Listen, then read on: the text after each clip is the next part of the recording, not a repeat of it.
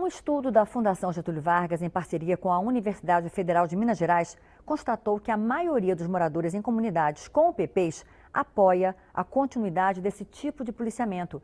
Eles têm críticas às unidades, reclamam da falta de cultura e lazer e dizem confiar nos policiais. As UPPs antigas foram mais bem avaliadas.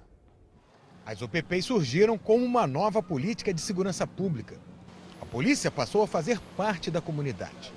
A aproximação foi elogiada, criticada e virou modelo estudado por outros estados e até outros países. Uma pesquisa da Fundação Getúlio Vargas, em parceria com a Universidade Federal de Minas Gerais, mostra os impactos sociais nas favelas que receberam unidades de polícia pacificadora. O poder público vendeu as duas políticas de forma conjunta, mas os moradores perceberam que entra o Estado através da polícia com fuzil, mas não entra os serviços públicos. Então os moradores usam dois termos para definir isso, que é a UPP é uma fachada ou é uma maquiagem. Essa avaliação ruim dos serviços públicos tem impactado a avaliação da UPP como política de segurança pública.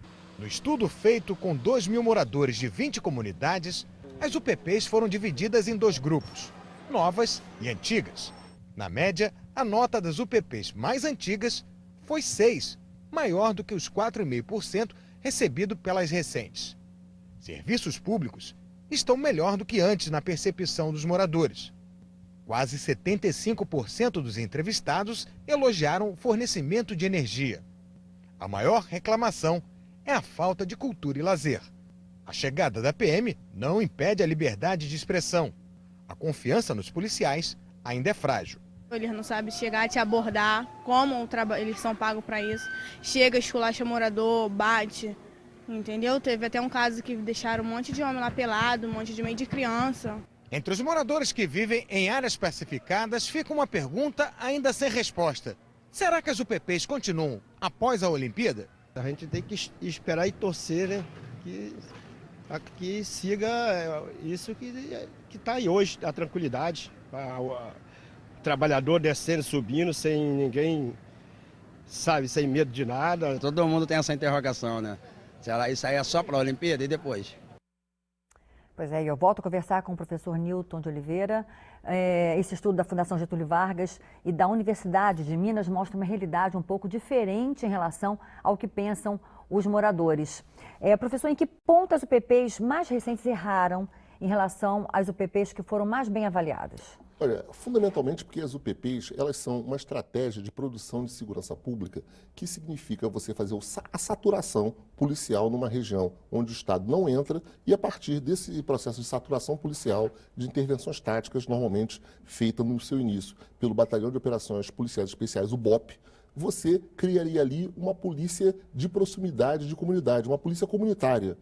O senhor, inclusive, fez parte, né, da equipe que instalou as UPPs. Sim, nós tivemos a oportunidade, na nossa época, a ideia era o Grupo de Policiamento de Áreas Especiais. No dia 1º de janeiro do ano de 1999, a primeira experiência se iniciou na comunidade da Pereira da Silva, em Laranjeiras. E depois, essa experiência ela foi sendo aperfeiçoada até que, mais recentemente, ela foi transformada em unidade de polícia pacificadora. Então, a questão que se coloca é impossível o tempo todo você manter numa cidade como no Rio de Janeiro a quantidade de policiais necessário para manter uma comunidade saturada. E o que é que precisa ser corrigido aí nessas Em primeiro lugar, professor? O que precisaria ser corrigido foi o calendário de sua aplicação. A UPP deixou de ser uma política de segurança pública e se transformou numa política de marketing eleitoral. Por exemplo, é um erro a UPP do Complexo do Alemão, é um erro a UPP da Rocinha. Não existem meios nem condições de se implantar unidades de polícia pacificadoras nesses locais da maneira como se instalou, por exemplo, no Dona Marta, no Chapéu Mangueira e em outras, Pavãozinho e outras comunidades menores. É uma questão de logística, é matemática, são recursos. E olha que essas UPPs foram instaladas num momento onde a crise econômica não tinha se abatido sobre o país e o Estado como se abateu agora. Logo, nas comunidades antigas, que são inclusive as mais bem avaliadas, o que faltou foi a entrada do Estado. Porque se acreditar que segurança pública, que polícia vai produzir condições boas de vida nas comunidades de qualquer lugar do Brasil, isso é uma falácia. A segurança pública, ela garante a presença do Estado, mas os Estados têm que estar lá com saúde, educação, cultura e lazer. Isso, infelizmente, não aconteceu. Professor, e esse medo dos moradores de que as UPPs acabem depois da Olimpíada é real?